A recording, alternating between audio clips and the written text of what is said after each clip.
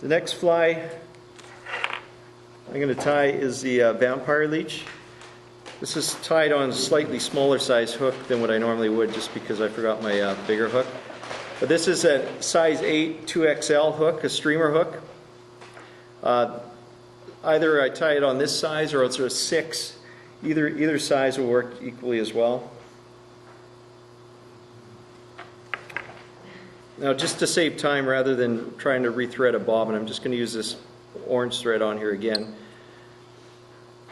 But the key, if you're going to try to tie streamers, what I always like to do with these is I hate the bead moving around, especially when you're trying to tie a pattern, and also after you finish tying it. So I try to build a bunch of thread up around the bead on the back side of it first before I start going down the shank. It'll make it a little less frustrating too as I'm working on the pattern itself.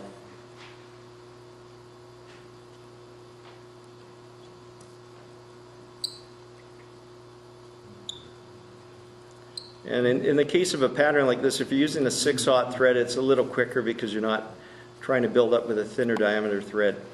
So now that bead's pretty much set in place. So I'm going to move the thread all the way down the shank again, trying to make fairly close wraps. If you really want to be a little more cautious, you can even take a super glue or your head cement and run it down the shank of the hook. But again, I just don't have the time to do that at this point and wait for that to dry. So the next material I'm going to use is just a standard turkey marabou. If you guys are buying marabou, it's a real hard thing to find is a real quality marabou that's not just long and thin and strandy like this end here is. If you get the ends that are closer towards where it attaches to the bird, you'll see they're a bit more fluffy, and those are the ones you want. You don't want these long, thin strands. Even some of the prepackaged marabou, you have to look through it because some of them aren't going to give you this nice sort of feathery look that this has. So I'm going to tie the tail on. As far as the tail, one thing too, if you decide you want the tail shorter or longer, usually I would leave it this long, but I'm going to shorten it up, but don't cut it. Marabou should be torn, it shouldn't be cut. It gives it that more irregular look. If it's too blunt, I don't know if it's just my own impression, but I don't think they fish quite as well. It looks more natural to have a bit of a taper with the marabou on the end. So now I'm just going to take standard, just a crystal sort of pearl flashabou. And I don't think it really matters exactly how many strands you use, but I typically like to use 3 or 4 per side. So I'm going to hold 3 or 4 along the side of it, wrap them on, secure it with a few wraps just so it's not going to spin back on me. Bring my thread back towards the bend and then pull the other part to the other side of the hook. And again, holding it where I want it on the side. I don't want this pearl to be on the top. I don't want it to be on the bottom. I want it to be on the side so that it's going to have the most chance of the fish actually seeing it. And then just trimming off the end piece here again. For the body material, this is one version of the vampire Vippy that I use. Unfortunately, the one that I normally use I ran out of, and I've had a hard time trying to get it back out of the UK again. So what you're going to do with this is you'll notice if you pull this material out, it tends to sort of angle towards the back or the front. In this case, I want to find the end of the chenille where it's angling towards the back of the fly, just because it lays down better on the actual pattern itself.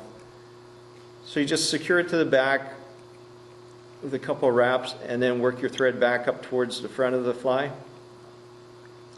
And then once you get up towards the eye, just behind the bead here, just put a half hitch in again because it could come undone as you're working on it. I'll just hang this over here. Now the one thing that you'll find if you use this material is that the majority of this fritz fibers, that they tend to be more on one side of it than the other, and that's a good thing because we want it to taper back towards the tail. So I'm going to specifically hold it so that all of the fibers are going to the back. If they're not up front, I'll actually move them and take the time to make sure that they're not going forwards, or if they do, I'll stop and actually correct that. Now you're going to have some of these that do, because some of these are just very inconsistent. But overall, you can take it, spin it, and then work it back and hold them, even as you're spinning them. But this is where a rotary vise is a little more difficult because hand over hand, you can actually work it and move it and make sure things are out of your way.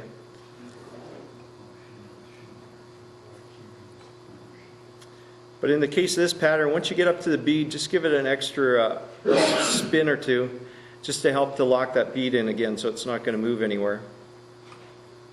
And then I'm just going to give it a wrap or two, and then I'm going to cut off this excess, and then I'll whip finish that.